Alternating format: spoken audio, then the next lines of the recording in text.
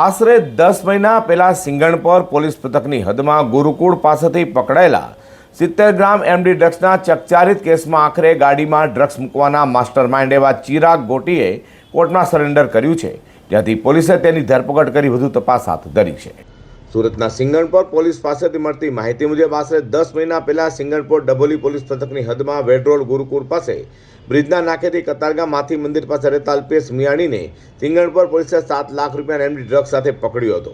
Police તપાસમાં અલ્પેશને ફસાવવાનો હોવાની સાથે આ સમગ્ર ડ્રગ્સનું પ્લાન તેના જ ભાગીદાર ચિરાગ ગોટી, તેના ભાઈ નિરાંત અને પિતા ઘનશ્યામ ગોટીએ કર્યું હોવાના પુરાવા પણ પોલીસને મળ્યા હતા। આ સાથે ચિરાગ ગોટી ફરાર થઈ ગયો હતો તો પોલીસે અગાઉ ઝડપેલા નિરાંત અને ઘનશ્યામ ગોટી સામે ચાર્જશીટ રજૂ કરી હતી, જેમાં ચિરાગ ગોટી અને ડ્રગ્સ વેચનારા મોહમ્મદ સૈફવાન મોહમ્મદ ઇસાક મેવાવાલાને વોન્ટેડ જાહેર કર્યા હતા।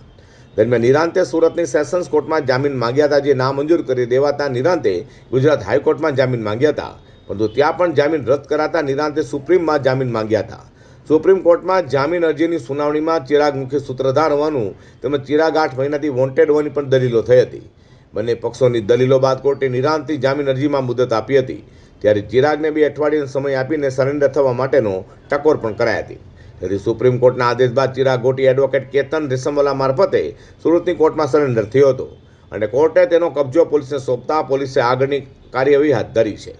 આ અંગે એસીપી ZR દેસાઈએ જણાવ્યું હતું કે તપાસ કરતા સામે આવ્યું કે ચિરાગ ગોટીએ ડ્રગ્સ મંગાવ્યું હતું અને તેના ભાઈના માધ્યમથી જ્યારે છેલ્લી વખત હિસાબ કરવા અલ્પેશ મિયાણીને ત્યાં ગયા હતા ત્યારે તેની ગાડીમાં ડ્રગ્સ મૂક્યું હતું। પછી ચિરાગે જ પોલીસને અલ્પેશ મિયાણીની ગાડીમાં ડ્રગ્સ હોવાની બાતમી આપી હતી, જે બાદ પોલીસે અલ્પેશ મિયાણીની ધરપકડ કરી હતી, પરંતુ બાદમાં તપાસ કરતા જાણવા મળ્યું હતું કે આ ડ્રગ્સ ચિરાગ ગોટીએ જ મંગાવ્યું હતું અને તેને ષડયંત્ર રચીને અલ્પેશ મિયાણીને ફસાવ્યો હતો। સિંગણપુર પોલીસ સ્ટેશનમાં એક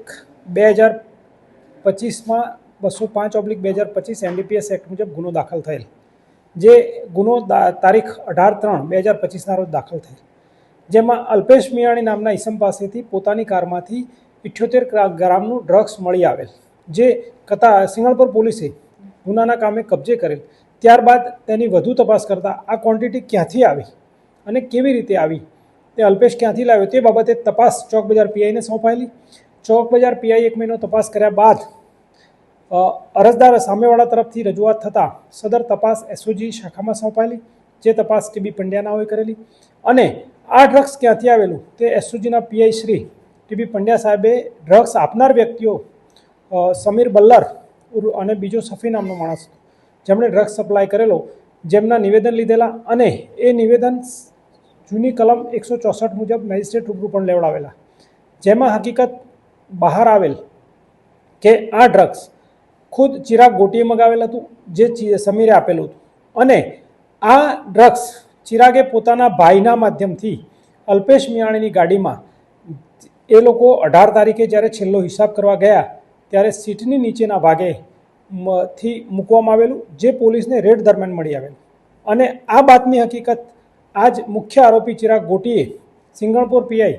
શ્રી વાયપી ગોહિલ સાહેબને આપેલી હતી અને વાયપી ગોહિલ સાહેબની બાતમી આધારે વાહન ચેકિંગમાં રેડ થયેલ અને રેડ દરમિયાન તેણે બતાવેલ જગ્યાએથી એનડીપીએસ મળી આવેલ, જેના ભાગરૂપે તેના નાના ભાઈની અગાઉ ધરપકડ કરવામાં આવી હતી અને તેના નાના ભાઈની જામીન અરજીની નીચલી કોર્ટમાં તેમજ હાઈકોર્ટમાં રિજેક્ટ થયેલી, જેથી તેઓ સુપ્રીમમાં ગયેલા અને સુપ્રીમમાં પણ તેની જામીન અરજી પર નામદાર સુપ્રીમ કોર્ટે હુકમ કરેલ કે ચિરાગને 15 દિવસમાં સરેન્ડર કરવું, જેના આધારે સદર આરોપી ગઈકાલે નામદાર કોર્ટમાં સરેન્ડર થયેલ છે અને અમે તેની માગણી કરી વિધિસરની ધરપકડ કરી અને આગળની કાયદેસરની કાર્યવાહી કરવા જઈ રહ્યા છીએ। ચિરાગની પ્રાથમિક પૂછપરછમાં પોતે નેપાળ ગયેલો હતો અને ત્યાં જ નેપાળ રહેતો હતો તેવું તેનું કહેવું છે અને હકીકતમાં 2-3 જગ્યાએ મેં તપાસ કરી તો એ મળી આવેલ નહોતો, પરંતુ નેપાળમાં ક્યાં રહેતો હતો અને શું રહેતો હતો તે પુરાવા મેળવવાના બાકી છે। તો કોર્ટમાં સરેન્ડર થયેલા ચિરાગ ગોટીની પોલીસે પૂછપરછ હાથ ધરાતા ચિરાગ ગોટીએ જણાવ્યું હતું કે તે નેપાળની અલગ અલગ હોટલમાં રોકાયો હતો।